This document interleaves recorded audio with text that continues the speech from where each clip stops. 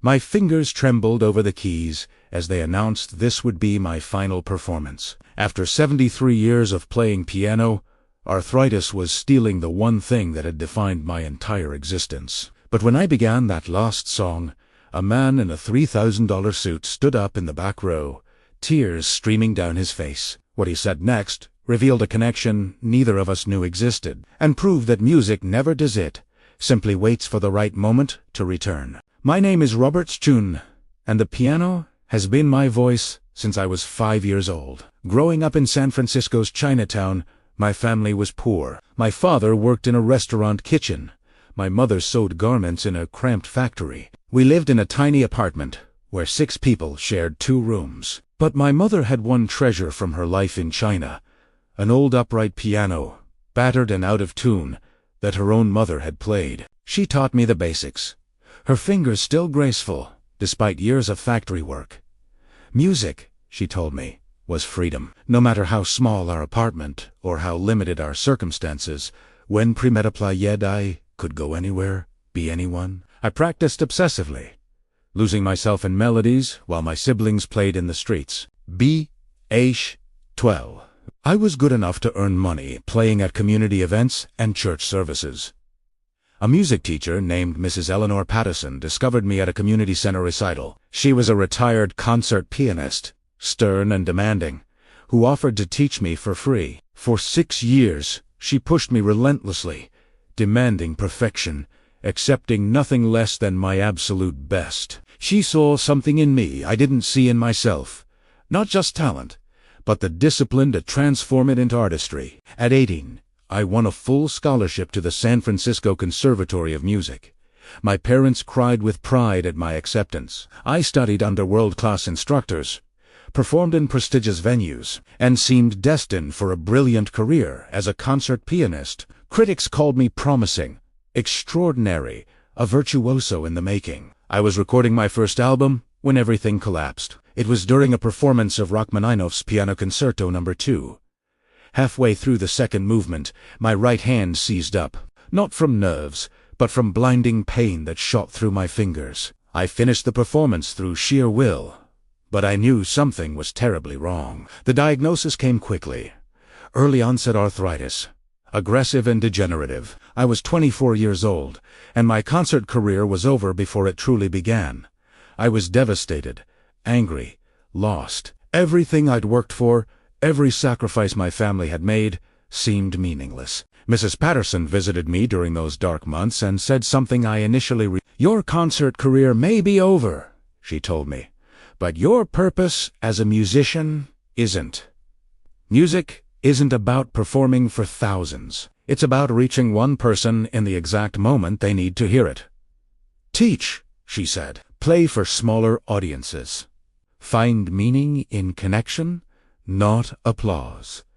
I didn't want to hear it, but eventually, survival demanded I listen. I became a piano teacher, working with children and adults, supplementing income by playing at weddings, restaurants, and community events. It wasn't Carnegie Hall, but it paid the bills. I married a wonderful woman named Grace, a librarian with infinite patience for my moods.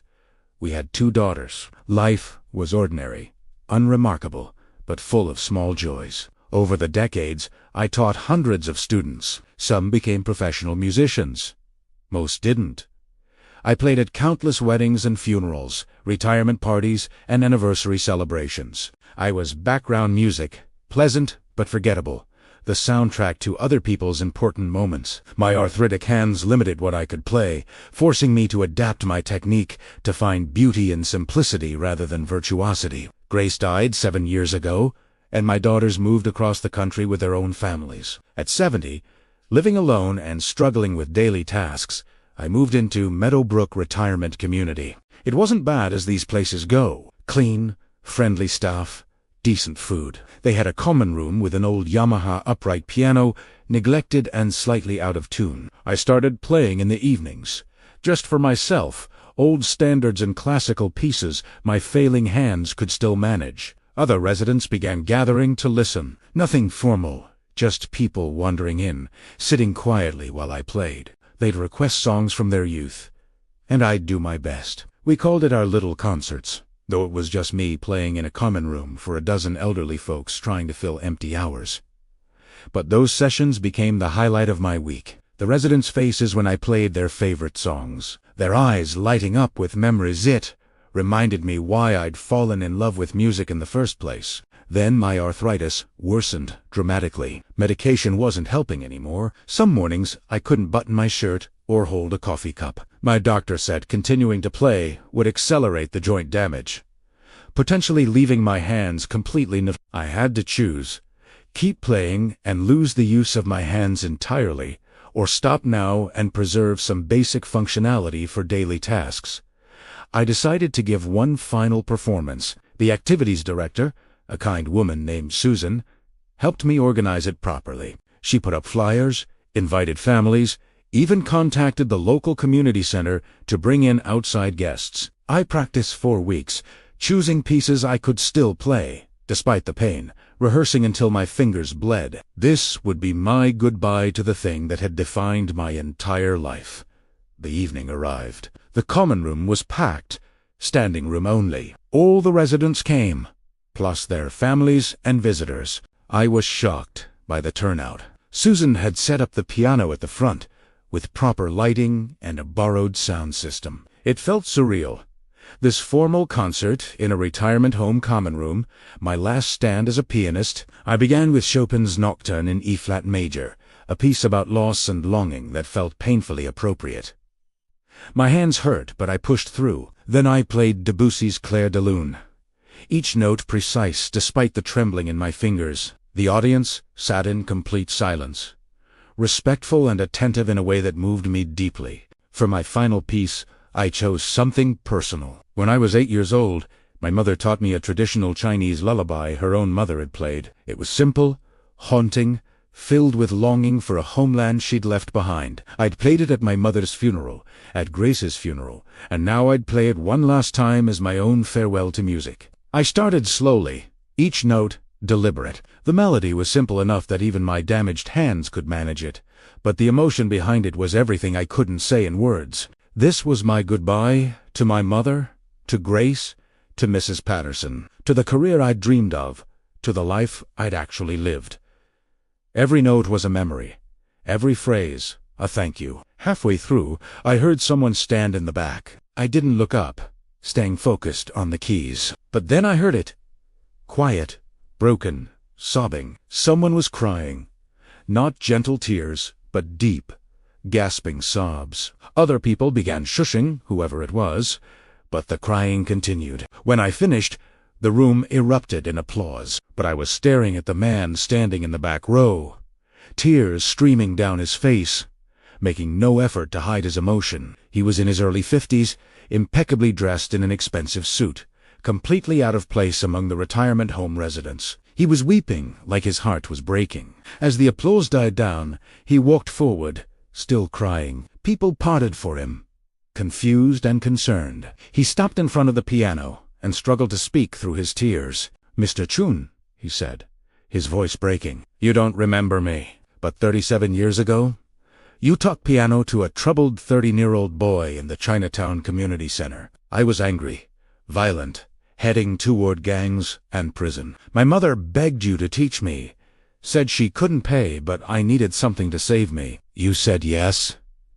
I stared at him, memory fragments emerging. A skinny, angry kid with bruised knuckles and defiant eyes. I'd taught him for free for 2 years, every Saturday afternoon, fighting with him constantly because he'd rather break things than learn. "You never gave up on me," he continued. "Even when I smashed the keys in frustration, even when I told you I hated you and music and everything, you just kept showing up. Kept teaching, kept believing there was something in me worth saving. That lullaby you just played. That was the first song I ever learned completely. The first time I made it through without mistakes.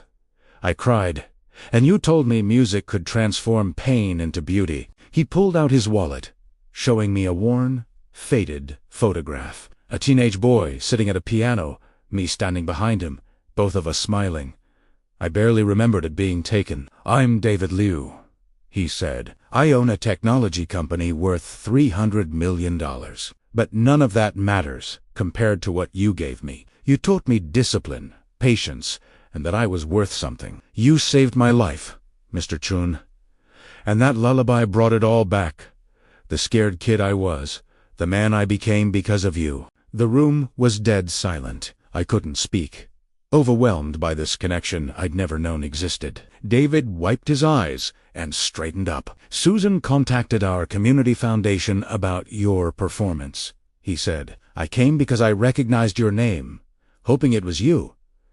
Mr. Chun, I want to fund a music program in your name. Free lessons for at-risk youth in Chinatown, exactly like you gave me. And I want to fund whatever medical treatment might help your hands. Experimental therapies, the best specialists in the world. You gave me everything when you had no reason to. Let me try to give something back." I finally found my voice. "David, I was just doing my job." "I don't need. You were never just doing a job," he interrupted gently. "You were saving lives, one kid at a time, without ever knowing it." Mrs. Patterson was right. Music isn't about Carnegie Hall. It's about reaching one person in the moment they need it most. "You reached me, Mr. Chun. You changed everything." The audience applauded again, but I barely heard them. I was looking at this successful man who'd once been a broken, angry child, thinking about all the students I'd taught over 50 years. How many lives had I touched without knowing? How many people had I reached in ways I'd never understand? David kept his promise. The Chun Music Foundation now provides free lessons to underprivileged youth. The experimental treatment he funded didn't cure my arthritis, but it slowed the progression significantly. I can play again. Not like I once did, but enough. I teach at the foundation twice a week, working with kids who remind me of young David, of myself at that age. My concert career never happened. I never played Carnegie Hall or became famous, but I learned something more valuable. Success isn't measured in applause from thousands. It's measured in the one life you change, the one person you reach, the one moment of beauty you create that echoes forward in ways you'll never fully know. Music doesn't die. It transforms, connects, saves, and returns when we need it most. If this story touched your heart, please like and subscribe. Tell us in the comments, who taught you something that changed your life? Let's honor the teachers, mentors, and quiet heroes who shaped us. Share your gratitude story below.